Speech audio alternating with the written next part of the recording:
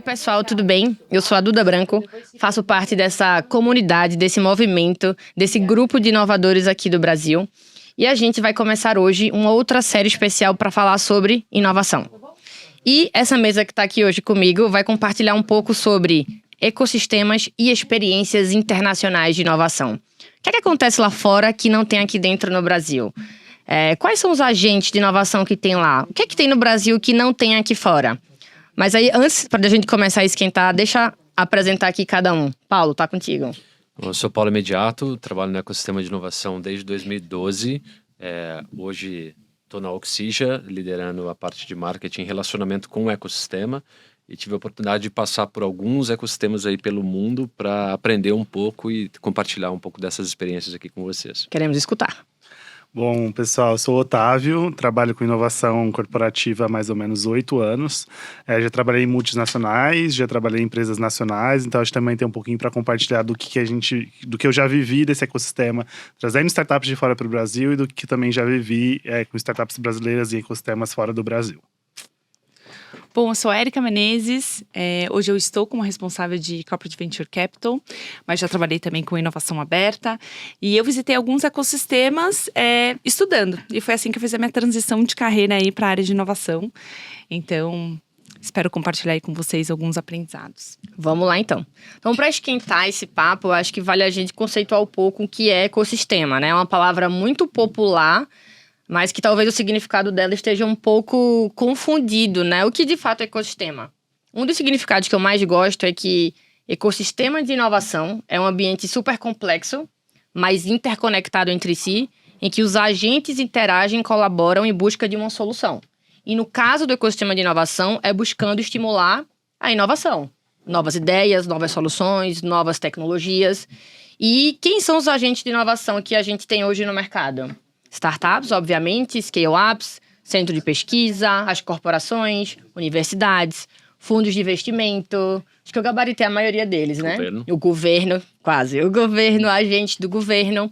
E a dinâmica entre esses agentes, a boa dinâmica entre esses agentes, a dinâmica inteligente, garante ecossistemas fortes, né? Quando eles colaboram e têm um objetivo claro em comum, ganha a sociedade, ganham as pessoas e ganham os negócios.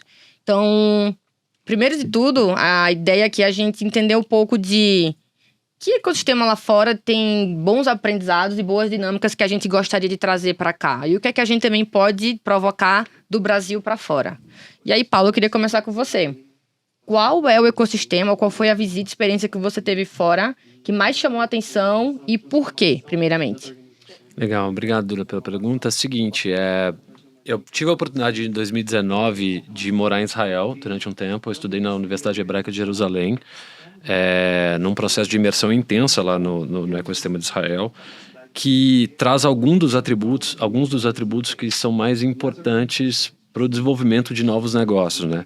O primeiro é a densidade, porque você tem uma alta concentração de pessoas e de agentes interessados no desenvolvimento desses negócios, pouco dispersos no território, né? Israel é um estado, o país inteiro é o tamanho de Uberlândia, né? Então, assim, é muito pequeno, assim. Então, sei lá, 2 horas, 3 horas de carro, você cruza todo o território. Isso faz muita diferença. O segundo é a relação, a proximidade da relação entre a universidade, os centros de pesquisa e o desenvolvimento de negócios. Uma das principais fontes de renda da Universidade Hebraica de Jerusalém é o Centro de Propriedade Intelectual. É onde eles pegam toda a pesquisa básica e a pesquisa mais avançada que eles têm e tentam transformar o que é desenvolvido ali em negócios. Isso é super importante. Tem um outro elo também, que é o elo de construção de relacionamento, né? O serviço militar é obrigatório em Israel, tanto para homens quanto para mulheres, e isso forma uma conexão e uma união entre as pessoas que eventualmente estudaram em outros lugares do mundo, etc., de 3 anos, de 2 a 3 anos, 2 para mulher e 3 para homem, e que boa parte das startups nasce pelas relações que essas pessoas tiveram dentro do serviço militar. Uau. Então, quando você vai conversar com as startups, é assim, esse cara foi meu colega do exército, assim, assim, assado, é da minha turma do exército, assim, assim, assado. Então, isso é uma característica curiosa desse ambiente. Um outro elemento é a familiaridade com o investimento de risco, né? O acesso a capital e a familiaridade com o investimento de risco dentro do ecossistema de Israel, que tem um sistema bancário super desenvolvido e de investimento super desenvolvido, inclusive em estruturas internacionais, facilita muito com que o desenvolvimento de tecnologia aconteça sem entrar em toda a agenda militar, que é um dos lugares, uma das frentes mais importantes para o desenvolvimento de tecnologia no mundo, né? Os grandes saltos de tecnologia do mundo vieram através do desenvolvimento militar. A gente pode discutir se isso é bom ou ruim, não necessariamente, mas sem dúvida são elementos fundamentais para a consolidação de Israel como uma das referências, né? Não sabia dessa experiência militar no surgimento de startups. Bem... Conexões não óbvias. Não óbvias total. E posso fazer um comentário sobre Israel, que é interessante quando a gente olha e interage com startups hoje, né, na cadeira trabalhando com inovação aberta, e é interessante quando você fala isso das conexões com universitários, e uma das dicas que me deram em me relacionar com startups de Israel é a primeira impressão fica muito ali, então assim, tomar cuidado também a questão de respeito, de horário, de atenção com o negócio. Bons aprendizados pra gente. Aprendizados, porque essa questão da densidade, eles se comunicam muito também. E o bom relacionamento gera muitos frutos, então o que já aconteceu na prática depois de uma conversa e de uma interação com uma startup específica, eu falei um pouco da tese de investimento, eles falaram, eu posso te apresentar, e eles abrem este caminho, né? Então eu acho isso super interessante, como essa questão mesmo da densidade, da questão de muitos empreendedores saírem da universidade e terem muito contato, você vê que de fato gera um pouquinho dessa relação talvez de bolha, assim, né? Existe ali sem querer monopolizar assim, um pouquinho a conversa, mas só para complementar nisso, assim, de fato eles são muito conectados e conversam muito entre si. Então, se você queimar com um, queima com todos. Exato, esse Beleza. É o ponto. Segundo, tem um aspecto que eu acho que é muito importante principalmente se a gente traçar um paralelo com as startups desenvolvidas no Brasil. O empreendedor brasileiro normalmente cria sua startup olhando para o mercado brasileiro. Sim. Sucesso para ele talvez é entrar no mercado de São Paulo, ir para um outro território, etc. Eu sou de BH, então quando a startup vem para São Paulo é porque ela deu um grande salto, etc. Uhum. Como o mercado interno de Israel é muito pequeno, o empreendedor de lá nasce mirando grandes mercados. E isso influencia muito no desenvolvimento do negócio desde o princípio, né? Então, por exemplo, se o empreendedor brasileiro olhasse para a Latam como um todo, talvez ele não tivesse que desenvolver uma estratégia Latam depois do negócio já estar maduro no Brasil. Então, olhar para grandes mercados é uma coisa que mexe na ambição e mexe na estratégia de desenvolvimento desse negócio desde a origem, né? É quase que obrigatório eles pensarem dessa forma. Sim. Porque não tem mercado. Não tem como escalar em Israel, tem que escalar em países emergentes ou países diferentes. Exato. Isso. Bem interessante, hein? Otávio, queria perguntar para você agora. Que experiência internacional você teve recentemente? Não necessariamente o ecossistema, mas talvez uma experiência que foi muito diferente que você viu no Brasil e que você teve um bom aprendizado para refletir aqui. E o contrário também. O que é que tem aqui que você viu que não tem lá fora e você queria compartilhar isso lá, além das linhas geográficas do Brasil? Acho que em novembro do ano passado eu fui para o Web Summit em Portugal e também fiz uma imersão na Nova de Lisboa. E dentro da universidade eu comecei a conversar com muitos alunos da universidade para entender um pouquinho como funcionava essa transição entre a universidade e talvez um mercado empreendedor, que é um dos drivers de crescimento de Portugal para os próximos anos. O que me surpreendeu acho que nossa síndrome de impostor aqui no Brasil, e acho que isso de muitas aulas que eu tive lá nessa imersão na Nova, os professores falavam da maturidade do mercado empreendedor no Brasil, da qualidade das startups brasileiras que eles conheciam, e às vezes eles conheciam startups que eu falava, meu Deus do céu, como isso chegou até aqui? E acho que é um pouco dessa internacionalização que falta aqui no Brasil um pouco, então acho que me surpreendeu um pouco o nível de maturidade que a gente tem no Brasil hoje versus o que eu encontrei lá, e como a gente não reconhece isso e sempre fica olhando a metade vazia do copo. Me surpreendeu um pouco, acho que a apetite que os governos que eu visitei na Europa têm para desenvolver isso, acho que não só em Portugal, acho que tem se criado muitos incentivos do governo, que acho que foi o ponto que o Paulo trouxe no começo, de o quanto isso é importante para o desenvolvimento do ecossistema empreendedor, do ecossistema de inovação local. Então, acho que eu vejo muito apetite, mas ainda vejo muita coisa para acontecer para esse mercado se desenvolver. Então, eles acabam sendo muito pequenos pelo tamanho do território, tamanho de mercado endereçável, Sim. um pouquinho do que a gente conversou aqui. E acho que o que eu vejo aqui do Brasil que a gente poderia aproveitar é um pouco dessa visão global. Toda vez que eu trabalhei numa multinacional e toda vez que eu pedia use case de startup ou de ecossistema fora do Brasil, a gente nunca tinha. E aí as startups, tô começando a desenvolver uma estratégia para expandir isso para fora, porque na multinacional que eu trabalhava, eu falava o que tá saindo aqui podia ser aproveitado na Colômbia, na Argentina, no Uruguai, na França. E não tinha a solução. Então a gente sempre ficava. A solução é tão boa e tão endereçável aqui no Brasil que seriam para outros mercados, e isso faltava nas startups Talvez a e no visão que ecossistema tem em brasileiro. Israel, né? Eu acho que talvez nascer tentando olhar o mercado, a dor do mercado não só brasileiro, mas a dor do mercado geralmente do setor, ela é a mesma, assim. Uhum. Obviamente, tem discrepâncias de país a país por questões Mas coisas mais econômicas, técnicas, culturais, talvez, né? mas tem coisas que a dor é aqui e é em qualquer lugar do mundo. E acho que o ecossistema poderia se aproveitar disso para conseguir levar do Brasil para levar para fora. Então, acho que... E também tive surpresas muito positivas de startups de fora, que a gente está se relacionando hoje, super dispostos a abrir no Brasil o CNPJ, fazer todo o trâmite burocrático. A gente está trabalhando com uma startup da Austrália agora, em que a gente importou mais de 400 equipamentos. E eu falei, 400 é o começo, para um piloto. A gente tem que escalar isso para 4 mil, 5 mil. E aí, como a gente vai fazer?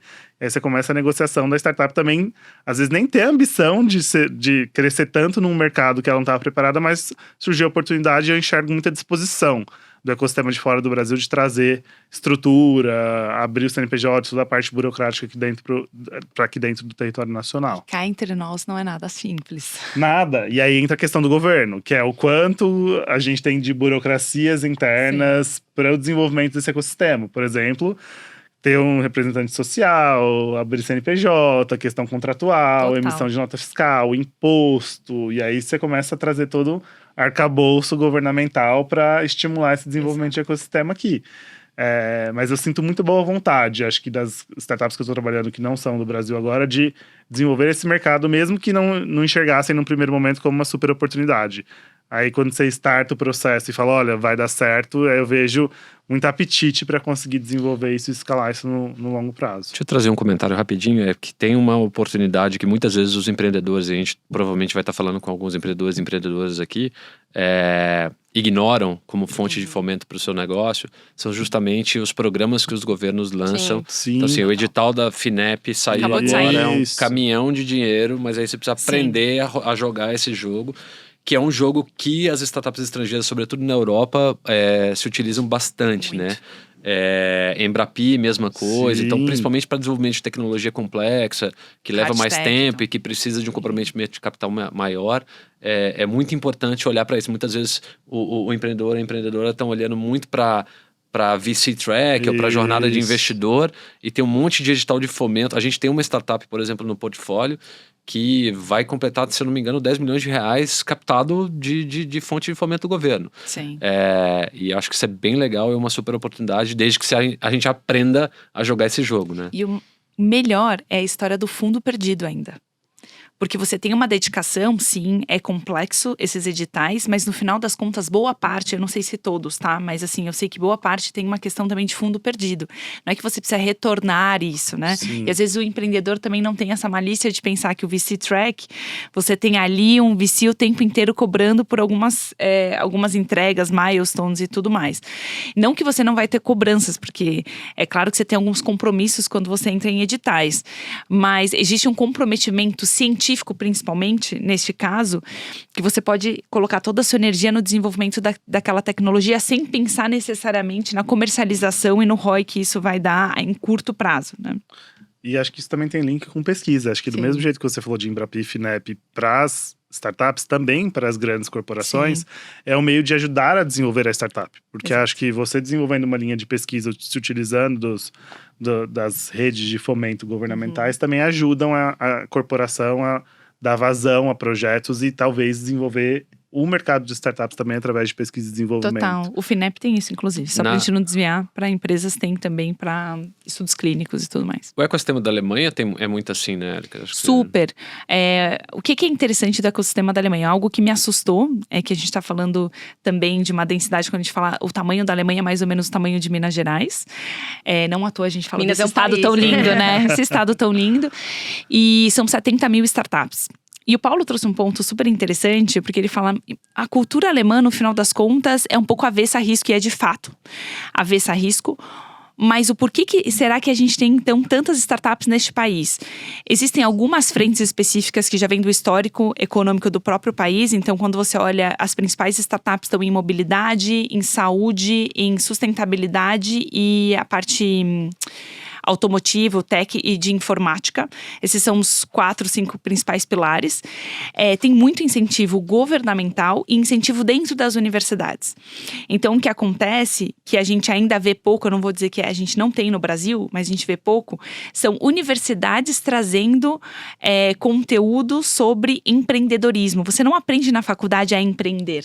Isso tem mudado, tem cursos surgindo, o Paulo, inclusive, dá aula em alguns desses lugares, o Otávio também. Mas eu vejo que isso começou um pouco antes na Alemanha também. Então, a questão do risco, eles são avessos a risco, mas um outro dado interessante é, até a comercialização das soluções dessas startups alemãs, em média, dura 2,5, assim, 2 anos e meio, até que ele vá comercializar. Então, de novo, você tem um perfil empreendedor, mas um perfil empreendedor um pouco mais conservador. Então, o cara demora bastante tempo para desenvolver, mas por quê? Conceito. Ele tem esse tempo. Porque ele tem os incentivos, né? E aí, depois que tá redondo, que eu acho que ele já testou, validou, aí sim ele vai para o mercado de forma mais forte. Eu estudo um pouquinho mais de saúde, porque eu atuo nisso. E o que é interessante de startups de saúde específicos na Alemanha e que bombam boa parte das terapias digitais, que é algo super interessante de substituição de medicamento, lá tá muito avançado, porque os convênios médicos já reembolsam o consumidor, né? O paciente neste caso. Então você alavanca muito. O que a gente não tem a maturidade no nosso mercado. Por isso a gente acaba buscando esse tipo de tecnologia fora, né? E é uma questão de ecossistema também, é que boa parte dos hubs são hubs dentro das universidades, que é um pouco parecido com Israel também. Então, é interessante esse meio de contato. E o governo, só para fechar sobre a Alemanha, que eu acho super interessante também, dentro do governo você tem algumas iniciativas que são focadas em alguns clusters. Então, você tem um contato que é 100% dedicado à saúde dentro do governo. E ele te conecta com todos os hubs e universidades. Não tem vaidade, não tem nenhum tipo de barreira. É uma horizontalidade de conexão. Exato. E uma outra questão que é diferente do Brasil e que é muito próximo do que você trouxe de Israel também, as startups, elas já nascem com um olhar internacional. Eles não pensam em criar solução para a Alemanha, talvez pela questão da densidade também, apesar que a Europa é grande. Mas eles já olham como que eles vão criar negócios para outros países e tudo mais. E acho que por ser muito processual, talvez. Eles são super. Como você falou dos 2 anos e meio, talvez perde-se tanto tempo planejando, entendendo e desenhando a solução, que ela já nasce com porte para atender globalmente, não só localmente. Sim. Então, provavelmente, nessa etapa de processo, eles estudam o mercado endereçável no mundo inteiro, entendendo tendências de cada país, nível de maturidade de cada país, e isso transforma, né, um modelo de negócio, ele vira rapidamente para uma coisa global escalável de maneira muito fácil. Também, 2 anos e meio foram gastos planejando e estudando como aquela solução seria. Aqui no Brasil a gente vai muito mais, às vezes, no freestyle. Você vê que… Learn by doing. Exato, vai testando e vai exatamente. Conseguir um cliente, teste e aprendo com um cliente. E acho que a questão de conexão com a universidade a gente vê muito em outros países fora do Brasil, né, Duda? Acho que trazendo um pouco de case do que você conhece, da sua experiência. E eu tava pensando nisso agora, assim, acho que a gente falou de Israel, falou um pouquinho de Austrália, de Portugal, falou da Alemanha. Tem um agente muito protagonista, que é a universidade dentro do surgimento de novas soluções, tecnologias, né? Só aproveitando esse ponto que você falou do brasileiro ter essa característica de aprender fazendo, eu vejo com super bons olhos. Porque também são contextos diferentes, né? Econômicos, políticos e de todas as características que tem ao redor. Mas eu tive a oportunidade de conhecer e explorar um pouco do ecossistema da Suíça de inovação. Me chamou a atenção que ele, há 13 anos, é o país mais inovador do mundo. E eu fiquei curiosa, por que ele é o país mais inovador do mundo, né? A Suíça tem 9 milhões de pessoas, São Paulo tem 12. É um país pequeno, e há 13 anos está lá liderando essa posição lá no Global Innovation Index, que é o ranking mais importante nesse sentido. E o que puxa a Suíça para estar no primeiro lugar é o investimento em P&D. É o quanto eles criam ambientes favoráveis para que existam pesquisadores, para que tenham alto investimento em explorar campos de conhecimento. Então, a partir daí surgem ideias, a partir daí surgem patentes. Então, tem um alto registro de patentes na Suíça. Perde de volume, assim, para os Estados Unidos, obviamente, mas o quanto que a educação e as pessoas são muito qualificadas e especializadas naqueles assuntos. E um outro dado interessante que eu descobri é que 25% dos empreendedores à frente das startups da Suíça, eles têm PhD. Então, vejam o nível qualificado das pessoas que estão ali testando as soluções, mas porque elas vieram de um embasamento de um ensino de alta qualidade e prática. Isso me surpreendeu. E na Europa, como um todo, são 13% dos empreendedores à frente de startups que têm PhD. No Brasil, eu confesso que eu não sei esse número absoluto. A gente até discutiu o quanto que teria, e é um número vago, né? A gente não tem exatamente noção desse fator. Acho que um outro também que me deixou curiosa e interessada em entender melhor é a colaboração entre o público e o privado. Tem uma transferência de conhecimento muito interessante do que está sendo tratado nas universidades e o que está sendo levado para o mercado, que é o que você comentou também da conexão que tem em Israel, né? Tem uma transferência muito fluida desse conhecimento. Um outro aspecto importante também é o quanto que tem setores fortes na Suíça. O setor de saúde, como na Alemanha, o setor financeiro, o setor de IoT, de mercado de eletrônicos. Então, surgem aí startups muito especializadas em cada um desses setores.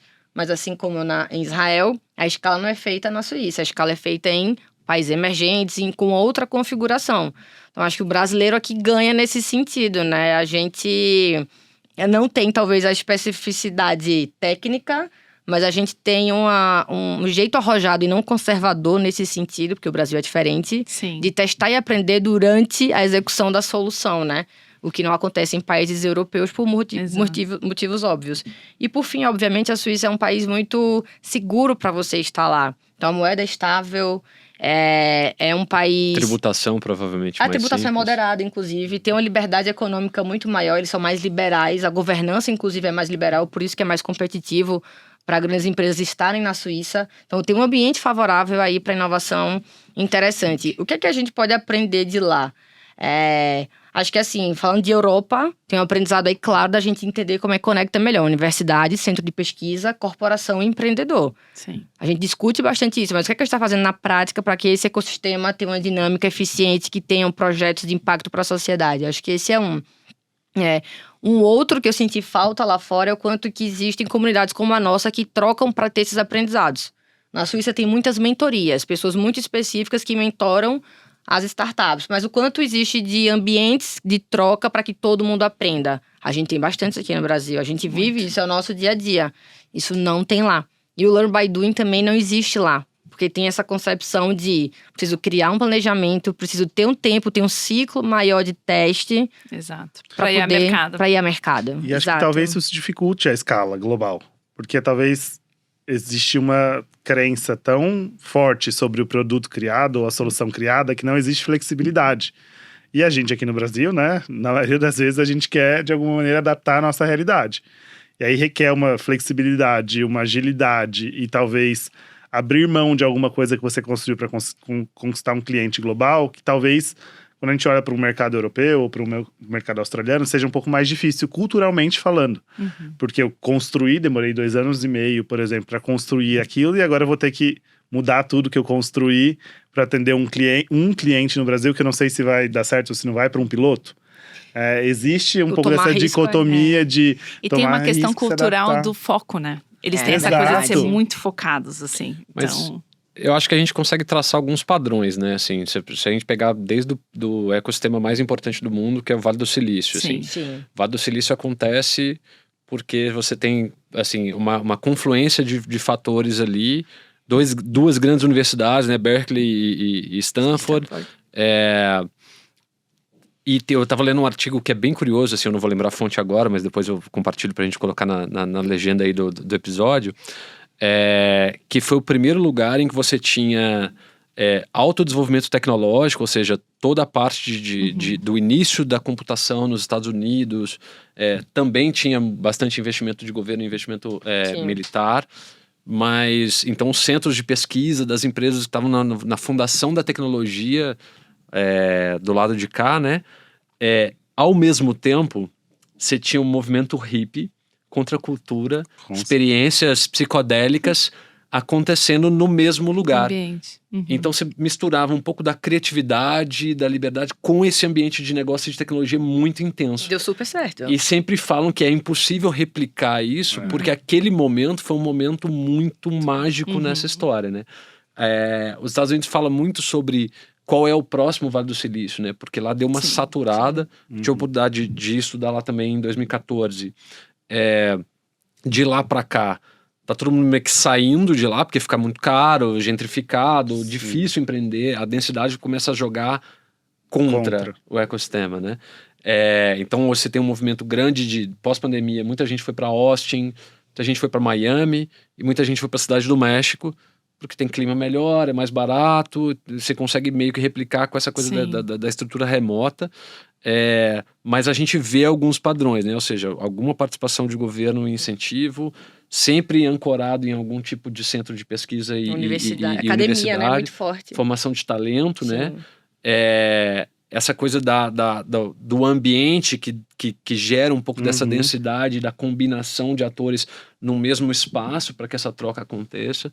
Acho que esses elementos são elementos-chave aí para o desenvolvimento de um ecossistema mais maduro, né? Sobre o Vale do Silício, eu tive a oportunidade de ir faz uns 2 anos.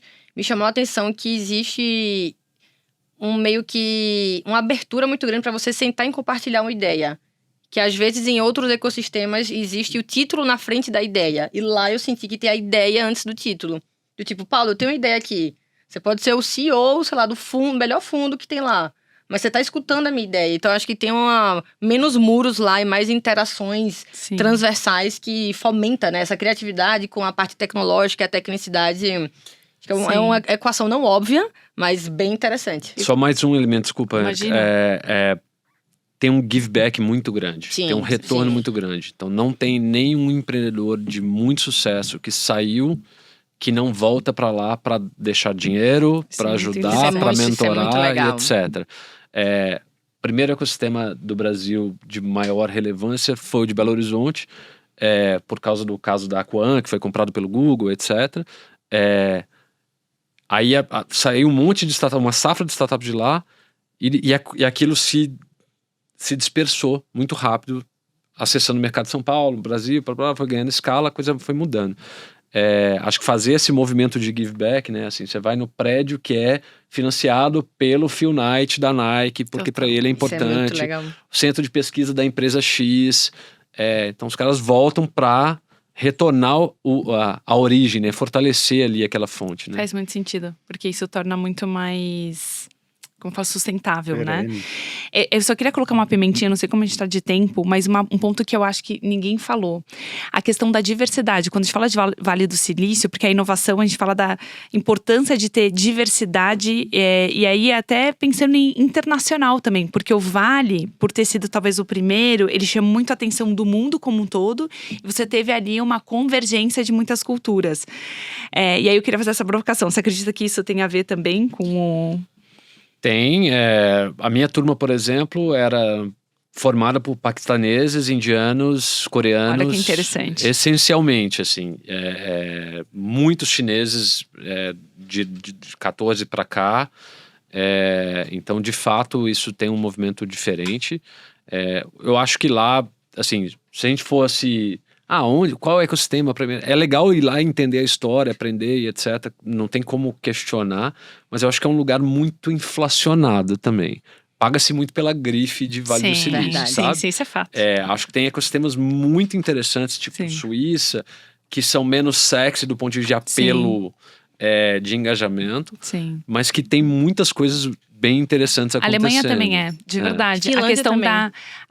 nas universidades tem um dado lá que aproximadamente 40%, não são todas, mas boa parte dos grandes centros são de estudantes internacionais.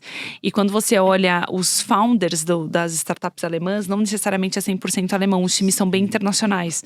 Então, e não é tão sexy, mas você tem ali borbulhando muita tecnologia, né? Toda essa construção criativa em conjunto. Acho Eu que vou não tem puxar. uma fórmula, né? Acho que os ecossistemas vão sendo construídos dada a peculiaridade, o momento, Contexto, como o Paulo timing, falou, exato. agentes diferentes. E acho que eles têm sido meio nômades, como ele disse, né? Acho que estão mudando para outros lugares e construindo outros ecossistemas, o que é bom Sim. para quem trabalha com isso e para quem trabalha com empreendedorismo, para quem trabalha com corporação, porque acho que tem se criado modelos diferentes de negócio, de startups e perfis diferentes de empreendedores ao redor do mundo. Mas acho que fica sempre a pergunta, né? Qual é o próximo que vai ser criado e qual a fórmula? E não tem a fórmula. Tem uns padrões que a gente discutiu aqui que são observados, a questão de relação com academia, com universidades, a questão de incentivos governamentais. Mas a gente fica, será que existe uma fórmula única? Será que a gente vai ter ciclos, que a cada X anos um ecossistema vai ser inflacionado e vai se mudar para um próximo que seja mais acessível, que o governo dê mais incentivo, ou que um case de sucesso seja criado e que todo mundo queira ir para lá porque acha que tem alguma coisa lá. Então é engraçado pensar que a gente falou de diversos ecossistemas aqui, todos com coisas muito parecidas, todos com as suas peculiaridades, e cada um enxerga benefícios, né? E entendeu, e visitou, e conheceu em cada um deles. Mas a gente não enxerga um único que a gente fala hoje. Nossa, esse ecossistema é o ecossistema. O que é bom para o mercado de inovação, porque acho que isso desenvolve e dissemina cada vez mais o conceito de inovação, o empreendedorismo, trabalhar com startup e tudo mais. Eu não acredito em fórmula mágica para muita coisa, mas eu acho que tem bons aprendizados e talvez tenha um fio condutor. A conexão com a academia é um fio condutor que a gente já viu Sim. que é importantíssimo, né? Então, talvez a gente, de bons aprendizados desses mercados que a gente vem discutindo, a academia tem que estar mais conectada com o que a gente está levando para o mercado, né? A gente tem que ter mais pessoas estudando o que o mercado está pedindo, senão tem um gap aí, uma janela muito grande. Mas eu queria, na verdade, pegar o avião de volta da Europa para cá, do mundo para cá. A gente falou das boas coisas interessantíssimas que tem no mundo pra gente trazer pro Brasil. Eu queria que cada um trouxesse um pouco o que é que do Brasil você gostaria de exportar. O que é que tem do jeito, do modelo de negócio, da maneira de fazer do brasileiro e do empreendedor brasileiro que a gente pode exportar e que só tem no Brasil. E assim, aqui dentro do Brasil tem ecossistemas incríveis, né? A gente falou bastante aqui de Minas Gerais. O país Pernambuco, assim como o país Minas Gerais, tem um ecossistema super importante e forte, que é o Porto Digital. E tem outros, tem em Floripa, a gente transita em vários ecossistemas. O que é que tem daqui que a gente pode escrever e compartilhar para esses agentes que estão Brasil afora? Eu vou falar de algo comportamental e eu passo a bola para os meus colegas aqui. Eu acho que ousadia, o brasileiro é muito ousado. Então, por mais que a gente tenha talvez um pouco de escassez comparado com outros ecossistemas de capital, de incentivo, o brasileiro é ousado. Eu acho que isso impressiona muita gente. E a questão da colaboração. Porque por mais que a gente fale que todo mundo é aberto no Vale do Silício, etc., eu sinto o ecossistema brasileiro extremamente aberto a colaborar uns com os outros. E apesar de ser um país tão grande e diverso, porque você tem ali a máfia do pão de queijo, a máfia do bolo de rolo ali em Pernambuco, enfim, ainda assim transita-se muito, né? Então, comportamentais, ousadia e colaboração. Eu acho que eu falaria a pluralidade, porque eu acho que acho que o Brasil é um país gigantesco e com muita peculiaridade. Então, acho que as soluções criadas por empreendedores e pelos ecossistemas no Brasil, elas atendem quase que qualquer país do mundo. Porque acho que a gente tem modelos de negócio tão diversos, empresas tão diversas, regiões tão diversas, culturas tão diversas, que acho que para o empreendedor conseguir se colocar localmente no Brasil, ele já precisa pensar em muita coisa. E acho que essas coisas são muito aplicáveis para a maioria dos países do mundo, e acho que ele conseguiria levar e exportar isso muito fácil para qualquer país do mundo, porque se deu certo no Brasil, vai dar certo lá. E tinha uma coisa muito interessante numa multinacional que eu trabalhei, que o vice-presidente sempre falava para mim, ele falava: Otávio, quando eu vim da França para cá, eu achava que era simplesmente eu copiar e colar o que eu tinha feito e que tinha dado muito certo na França aqui no Brasil. E quando eu cheguei no Brasil e eu tentei fazer isso, tudo que eu fiz deu errado.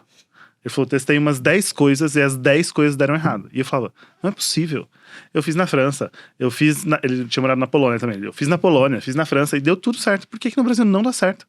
E ele fala pra mim, a peculiaridade do mercado brasileiro é tão grande que tudo precisa ser adaptado. Então, acho que eu levaria esse aprendizado para fora. Acho que a capacidade que a gente tem de estar pronto para todos os ifs e todos os piores cenários possíveis, no sentido de adaptar produto, flexibilidade, ousadia, um pouco do que a Erika falou.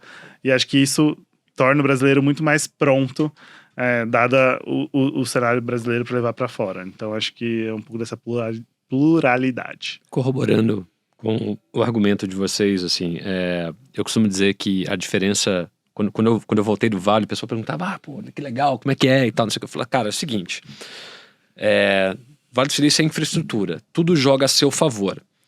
Então, se você é um grande nadador e você está empreendendo no Vale do Silício, seu negócio é pular na piscina e nadar, fazer o melhor tempo, treinar, comer direito, dormir, mas fazer isso. No Brasil, o cara tem que invadir o lote, cavar o buraco, carregar a água, fazer a piscina. E depois que ele tá exausto, ele vai começar a nadar. Então, acho que esse repertório que é preciso desenvolver com condições adversas torna o nosso empreendedor muito diferente. Ainda é um ecossistema muito vocacionado ou direcionado para serviço e solução.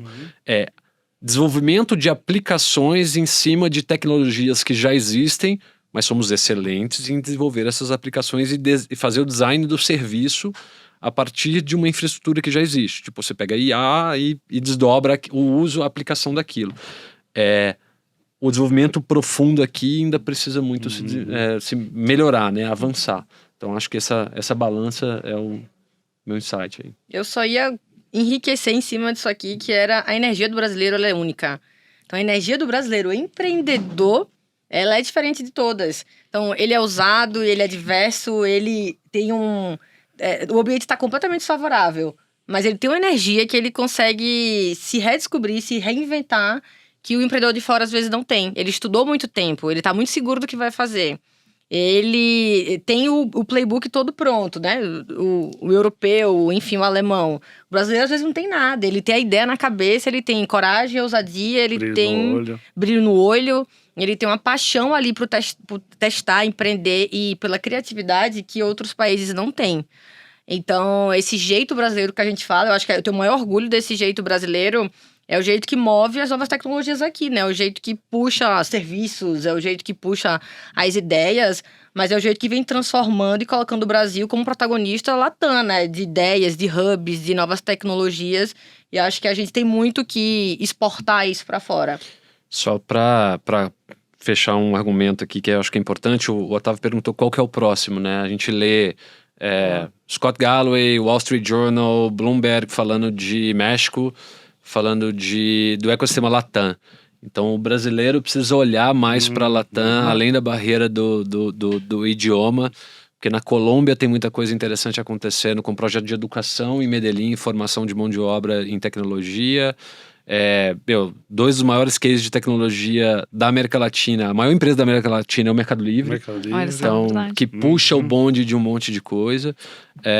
Então, acho que a gente precisa parar de olhar só para cá, mas como é que a gente faz aqui no Brasil e expande para romper essas fronteiras aí e trabalhar mais olhando para a Latam também. Acho que pode ser interessante. Fica a provocação. Se não tem ainda o próximo grande ecossistema, vamos fazer o próximo ecossistema. Vamos criar, vamos fazer o Borogodó a gente já tem. Exatamente. Vamos fazer o Brasil ser esse próximo ecossistema. Boa, pessoal. Acho que foi bem legal. Vi vários aprendizados aqui que a gente discutiu. Se vocês puderem dar uma dica final, e não precisa ser uma dica de ecossistema, mas uma dica de inovação do que a gente discutiu aqui para o pessoal, acho que seria bom.